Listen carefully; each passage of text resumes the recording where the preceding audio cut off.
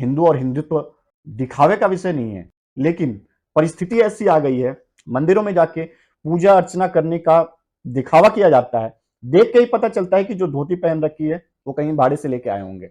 अब कौन ही ऐसा मूर्ख इंसान था भाई, भीड़ चाहे कांग्रेस की हो, बीजेपी की हो, आपकी हो, रैलियों में जो भीड़ होती है वो वोट कभी नहीं देती है, और भारत की एकता पे आके लेक्चर भी दिए जा रहे हैं बड़े बड़े ऐसे लोगों के द्वारा।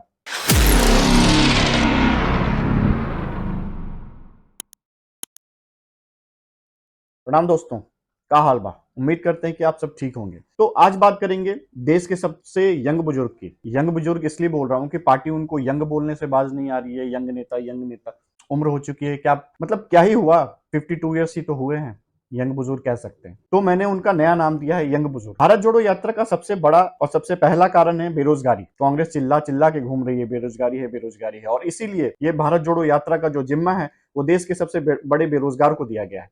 और जब से इन भाई साहब ने भारत जोड़ो यात्रा निकाली है, भारत जोड़ो यात्रा में भारत जुड़े ना जुड़े कांग्रेस टूटी जा रही है।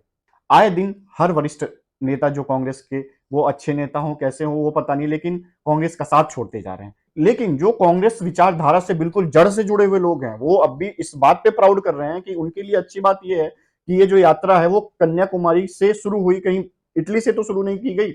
ये इस बात पे प्राउड फील कर रहे हैं कि इस बार जो यात्रा है वो इटली से ना शुरू करके भारत से ही शुरू हुई है, और ऐसे जगह से शुरू हुई है जिस तमिलनाडु को भारत से अलग करने की कोशिश की जा रही है। और ऐसे वहां के जो जिन लोगों से ये मिलके भारत जोड़ो यात्रा को सफल बनाने की उम्मीद कर रहे हैं, राहुल गांधी एम के स्टालिन से मिलकर कन्याकुमारी से उन्होंने जब भारत जोड़ो यात्रा की शुरुआत की, तो ये एम के स्टालिन वो इंसान है जो तमिलनाडु को भारत से अलग करके द्रविनाडु बनाना चाहते हैं। मतलब जो भारत को तोड़ने के लिए तत्पर है, उसी से मिलकर ये भारत की जोड़ो यात्रा की शुरुआत होती है। भारत जोड़ो यात्रा की ऐसे ऐसे विडंबनाएं हैं कि जो कांग्रेस की पार्टी के जो चमचे हैं वो ये बोलते रहते हैं कि ठंड में घूम रहे हैं टी शर्ट पे, बिना कपड़ों के रह सकते हैं।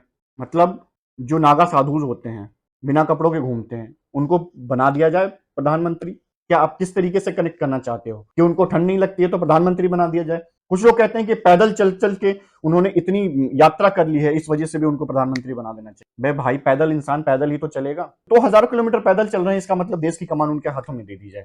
अगले साल के इलेक्शन में, सेंट्रल इलेक्शन में बहुत बड़ा ख्वाब देख के राहुल गांधी के चेहरे को चमकाने की कोशिश की जा रही है।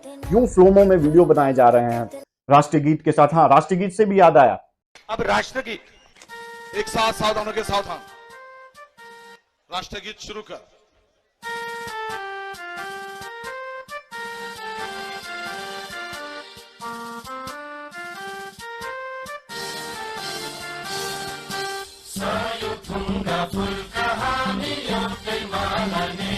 राष्ट्रगीत मतलब जिस इंसान को अपने राष्ट्रगीत की पहचान नहीं है, स्टेज पे लेक्चर देने के बाद वो बोलते हैं कि राष्ट्रगीत बजाई जाए, वहां नेपाल का राष्ट्रगीत बजा दिया जाए। और वहां नेपाल का क्या, किसी भी राष्ट्र का गीत बजा दिया जाता, अगर वहां पे राष्ट्रगान बजा दिया जाता तो उनको कुछ फर्क नहीं पड़ता, उनको कुछ पता भी नहीं चलता कि ये भारत का राष्ट्रगीत राष्ट्रगान है या किसी और देश का। और इस तरीके से भारत जोड़ो यात्रा पे निकले हैं। मतलब भारत जोड़ो यात्रा की विडंबना ऐसी है कि भारत को तोड़ने वाले टुकड़े टुकड़े गैंग के जो मुखिया होते हैं, वो इस पदयात्रा में अग्रिम और साथ साथ चल रहे हैं। भारत तेरे टुकड़े होंगे, अफजल हम शर्मिंदा हैं, इस तरीके के स्टेटमेंट देने वाले भारत जोड़ो यात्रा को लेके निकल रहे हैं। और विडंबना ऐसी है कि भारत की अखंडता और भारत की एकता पे आके लेक्चर भी दिए जा रहे हैं बड़े बड़े ऐसे लोगों के द्वारा। यह यात्रा दल का नहीं, देश का है। कोई भी व्यक्ति जो देश की मान्यता और मूल्य में भरोसा रखते हैं, सबके लिए इस देश के भीतर एकता, अखंडता, भारत देश की संप्रभुता, विविधता में एकता, धर्मनिरपेक्षता जैसे विचारों में जो विश्वास रखने वाले लोग हैं, वो इस यात्रा में शामिल हो। अब कौन ही ऐसा मूर्ख इंसान था जो इस तरीके के टुकड़े टुकड़े गैंग के और ऐसे मेंबर्स को, ऐसे मुखिया को भारत जोड़ो यात्रा पे, भारत की जोड़ो यात्रा और अखंडता पे लेक्चर देने को, पहले तो यात्रा में शामिल करा इन्होंने, यात्रा को लीड कर रहे हैं साथ साथ राहुल गांधी के। दूसरी चीज की भारत और एकता और अखंडता पे ऐसे लोग बोल रहे हैं जो भारत तो तेरे टुकड़े होंगे के नारे दे रहे थे। अब इसे हम भारत जोड़ो यात्रा कहें या भारत तोड़ो यात्रा, विडंबना का विषय तो है। और ये सेकुलर सेकुलर धर्मनिरपेक्ष बोल बोल के जो राहुल बाबा गेम खेलते रहते हैं, और तमिलनाडु और ऐसी जगहों पे जाके, क्योंकि वहां पे हिंदू आबादी कम है, क्रिश्चियन और मुस्लिम आबादी ज्यादा है, तो मस्जिदों चर्चों में घूम घूम के जो इन्होंने कांग्रेस को बस वहीं बचा रखा है। लेकिन भारत जोड़ो यात्रा को सफल बनाने के लिए जब ये आने वाले दिनों में यूपी, दिल्ली और इस तरह की जगहों पे जाते हैं और इस तरह की मंदिरों में जाके पूजा अर्चना करने का दिखावा किया जाता है, देख के ही पता चलता है कि जो धोती पहन रखी है वो कहीं भाड़े से लेके आए होंगे और बस मंदिर के बाहर वो धोती ले जाने वाला खड़ा होगा कि भैया मेरी धोती दे दो, मैं ले जा रहा हूं।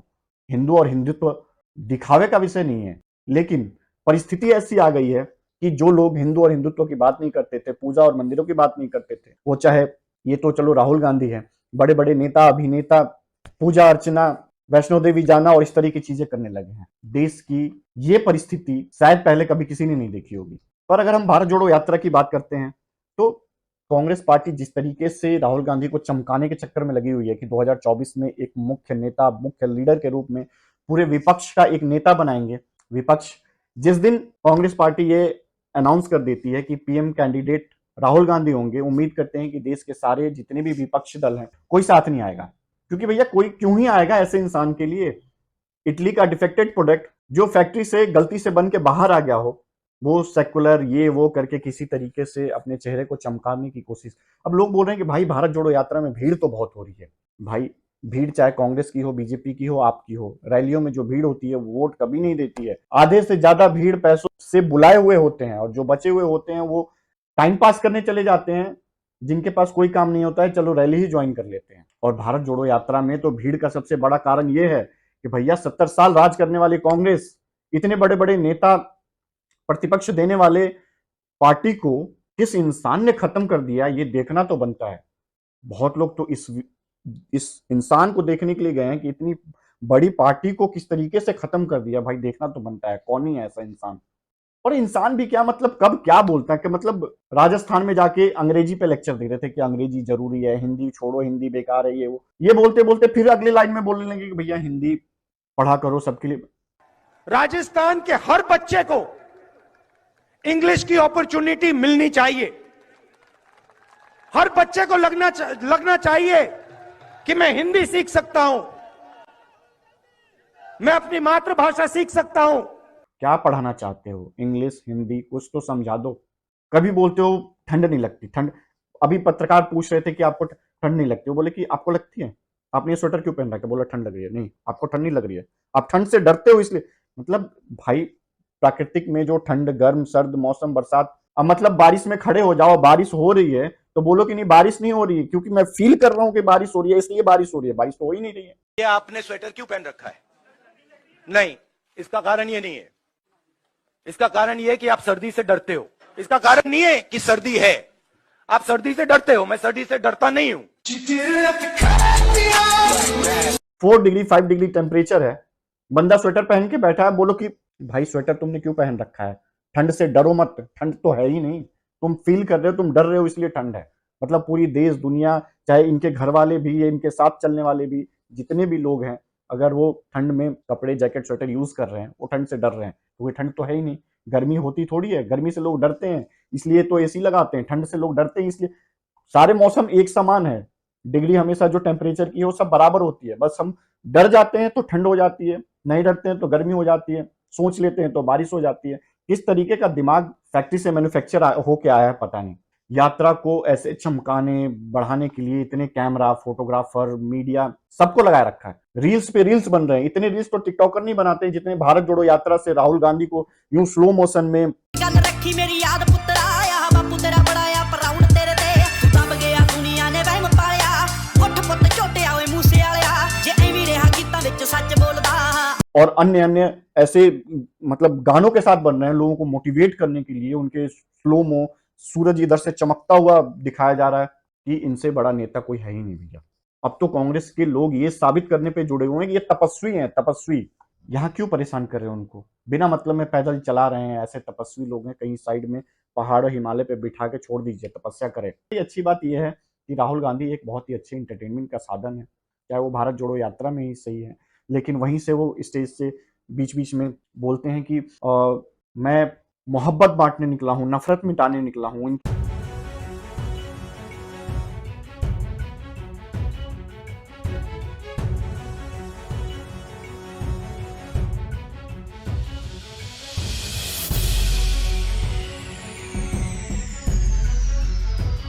अब ये किस तरीके से अपनी मोहब्बत बांट रहे हैं ये आप खुद देख सकते हैं। तो राहुल गांधी कितनी भी अच्छी चीजें करने की कोशिश करे वो उन पे उल्टा भारी पड़ जाता है। आने वाले दिनों में उनको अपनी विचारधारा को बदलना होगा। ये सेक्युलर, धर्मनिरपेक्ष, जाति धर्म, ये पहले जिस हिसाब से कांग्रेस शासन करते हैं, ये अब की चीजें डिफरेंट है। अब लोगों को काम सरकार कर रही है नहीं कर रही है इससे मतलब है। और बहुत लोग किसी भी धर्म और धार्मिक बातों का, आप चाहे कितनी भी मंदिर जाके, कितनी भी चर्च जाके आप कुछ भी कर लो, कोई फर्क नहीं पड़ता है। तो जरूरत है मोनोपोली बदलने की, जरूरत है विचारधारा को बदलने की, जरूरत है अपनी जो पहले की पुरानी टैक्टिस है, ये धर्मनिरपेक्षता और एक दूसरे के ऊपर कटाक्ष करना, इन सब से बाहर निकल के काम करने की, तभी कुछ हो सकता है कि चीजें बदले। अब भारत जोड़ो यात्रा किस हिसाब से चल रही है वो सबके सामने है। अब ये कब तक पूरी होती है और किस तरीके से ये अपना असर दिखाती है आने वाले चुनाव में, ये तो वक्त और लोग बताएंगे।